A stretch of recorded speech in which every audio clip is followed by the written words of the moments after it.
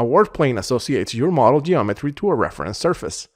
Revit 2023 introduces multiple enhancements for work planes to improve your modeling experience. Set your active work plane instantly using the PK shortcut, or select the Pick a Plane options in 2 clicks via the Set Work Plane drop-down menu. This tool creates a work plane that is coplanar to a selected face. You can now smoothly switch work planes during modeling operations without opening the work plane dialog.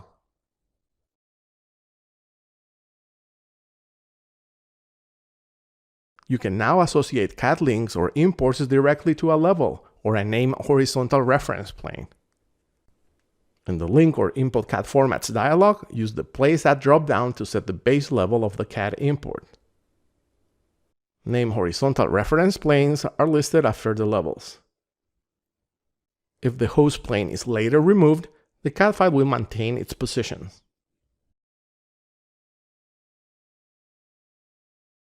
Revit now remembers the last work plane used in the project.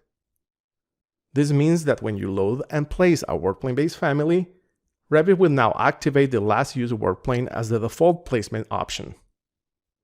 This selection will be retained until you reset it. Model faster and more efficiently using these work plane enhancements in Revit 2023.